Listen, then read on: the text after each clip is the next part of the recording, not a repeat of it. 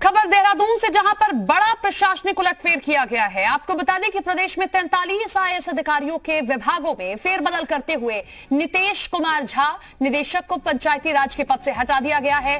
राधिका झा को निवेश आयुक्त नई दिल्ली बनाया गया है। ऐसे मुरुगेशन को सचिव ग्रामीण विकास बनाया गया। इसके अलावा हरीश चंद्र सेमवाल निदेशक को समेकित बाल विकास के पद से, विनोद कुमार सुमन निदेशक शहरी विकास के पद से, विजय कुमार यादव निदेशक कौशल विकास को प्रशिक्षण के पद से हटाया गया। इसके अलावा आशीष कुमार श्रीवास्तव को अपर सचिव नियोजन बनाया गया है और नितिन सिंह भदोई को अपर सचिव पंचायती राज बनाया गया, जबकि उदय राज से अपर सचिव पेयजल और निदेशक स्वजल लिया गया। प्रशांत कुमार आर्य को मुख्य विकास अधिकारी पौड़ी बनाया गया। इसके अलावा झरना कमठान के से अपर सचिव तकनीकी शिक्षा की जिम्मेदारी वापस ले ली गई है। कुलदीप नेगी हमारे साथ, हमारे सहयोगी देहरादून से लाइव जुड़ रहे हैं, उनका रुख कर लेते हैं। कुलदीप, हम देख रहे हैं कि जब से पुष्कर सिंह धामी मुख्यमंत्री बने हैं, लगातार ऐसे उलटफेर हम देख रहे हैं और इस बार भी 43 प्रशासनिक फेरबदल किए गए हैं आईएएस और आईपीएस के। बिल्कुल आपने सही कहा। उत्तराखंड की कमान संभालने के साथ ही मुख्यमंत्री पुष्कर धामी ने नौकरशाही में बदलाव करने शुरू किए। मुख्य सचिव बदले गए, उसके बाद शासन स्तर पर तकरीबन 2 दर्जन से ज़्यादा अधिकारियों के विभागों में फेरबदल किया गया।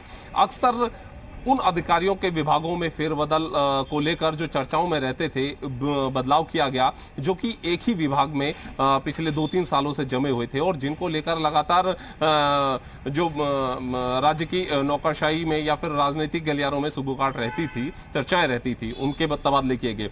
फिर कल देर रात को बड़े पैमाने पर तबादले किए गए हैं। तकरीबन 40 से ज़्यादा अधिकारियों के तबादले किए गए हैं, विभागों में फेरबदल उनका किया गया है। शासन स्तर के साथ ही अगर जिले स्तर पर, अपर जिलाधिकारी के स्तर पर बात करें तो वहां पर भी तबादले हुए हैं। नगर आयुक्त के स्तर पर भी तबादले किए गए।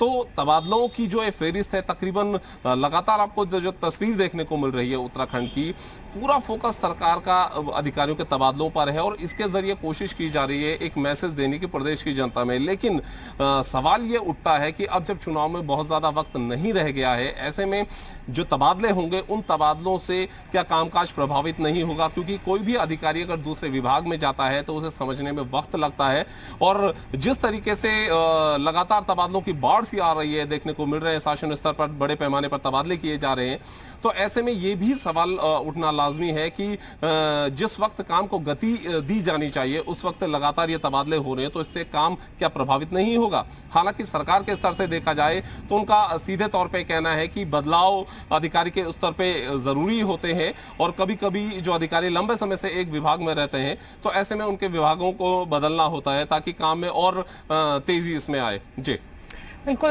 काम में तेजी आए। लेकिन सबसे बड़ा सवाल जो आपने भी उठाया कि कोई अगर आईएएस अपने नए विभाग में पहुंच रहा है, कितनी जल्दी वो अपने काम को समझता है और कितनी रफ्तार से दी जाती है। बहुत बहुत शुक्रिया कुलदीप आपका जुड़ने के लिए, तमाम जानकारी के